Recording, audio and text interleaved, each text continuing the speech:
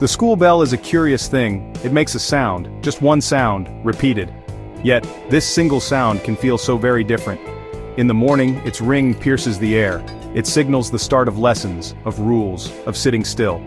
For many students, this morning bell is not a welcome friend. It can sound harsh, demanding, almost like a rude interruption to a peaceful sleep or playful morning thoughts.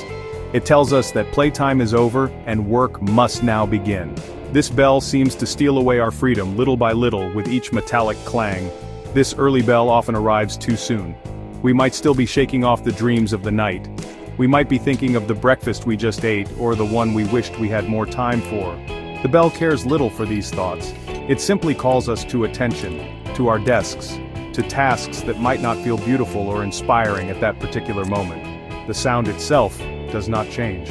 The metal vibrates in the same way.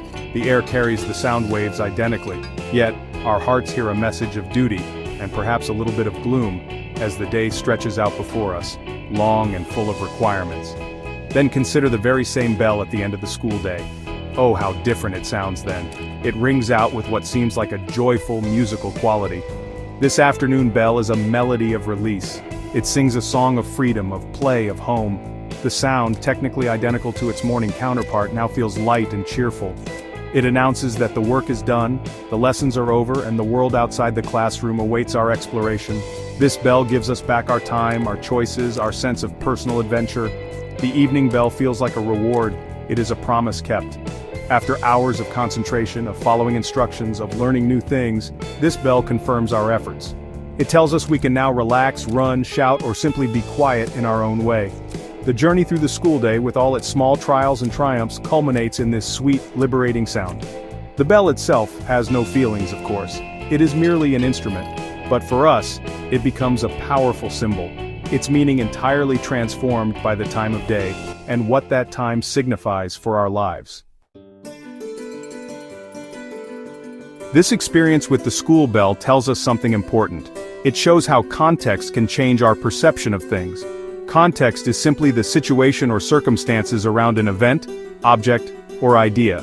The same thing can appear beautiful or irritating, not because the thing itself has changed, but because our situation has changed. Our minds are always interpreting. We are not passive receivers of information. We actively make sense of the world based on what is happening around us and within us at any given moment.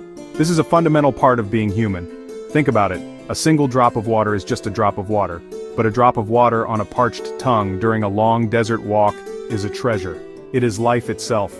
That same drop of water, landing on your nose from a leaky ceiling while you are trying to sleep, is an annoyance. It is a problem to be fixed. The water has not changed its chemical composition.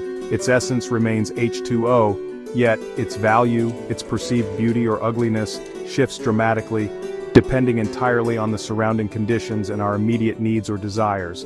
This highlights our dynamic relationship with the world. The world is full of such examples. A piece of modern art might look confusing or ugly in a catalog, but, placed in a quiet, well-lit gallery explained by a thoughtful curator, it might suddenly reveal its hidden beauty or profound message. The artwork itself is constant. The paint, the canvas, the artist's intention, these are fixed. What changes is the environment we encounter it in, the information we are given, and the frame of mind we bring to the viewing. Our appreciation is often guided by these external cues, more than we might realize. Therefore, beauty is not always an inherent quality, locked within an object. Often, beauty is a relationship. It is a dance between the object and the observer, and the stage upon which this dance takes place. The school bell, the drop of water, the piece of art, they all wait for us to give them meaning. And the meaning we give them is profoundly shaped by the context of our encounter. Understanding this can help us to be more open, more patient, in our judgments of what we find appealing or unappealing in our daily lives. Let us consider other everyday experiences. Rain, for instance, can be a source of great comfort or considerable frustration. Imagine a farmer who has been waiting for rain for weeks. His fields are dry, his crops are wilting. For him, the sound of raindrops on the roof is like the sweetest music. It promises life, sustenance, and relief from worry. He might stand by the window, watching the downpour with a deep sense of gratitude and joy. The gray skies are, for him, beautiful messengers of hope and renewal for his livelihood. Now picture someone else on that very same day. Perhaps they have planned an outdoor wedding or a picnic in the park. For them, the same sound of rain, the same gray skies bring disappointment and disruption. The rain is not a blessing but an inconvenience, a spoiler of carefully made plans. It feels like nature is being unkind. The puddles forming on the ground are not signs of life, but obstacles. The context of their expectations and desires completely alters their perception of the weather, turning a neutral event into something either wonderful or terrible. Think also of a siren. Its piercing wail can mean very different things.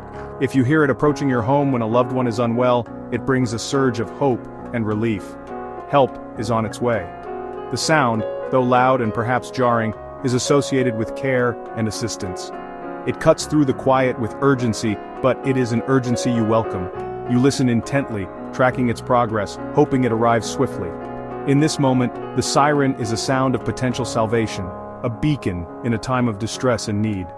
However, if you are woken by the same siren in the middle of the night, for no apparent reason connected to you, it can be deeply irritating. It shatters your sleep, raises your anxiety, and leaves you wondering what emergency has occurred. It might feel intrusive, a disturbance to your peace. The sound itself has not changed its pitch or volume, but your personal situation, your state of being asleep and expecting quiet, transforms its meaning from a symbol of help to a source of unwelcome disruption. Our circumstances dictate our emotional response. Our mood also plays a significant role in how we perceive beauty. When we feel happy and content, the world often seems brighter. A simple flower by the roadside might appear exceptionally vibrant. The song of a bird might sound particularly cheerful.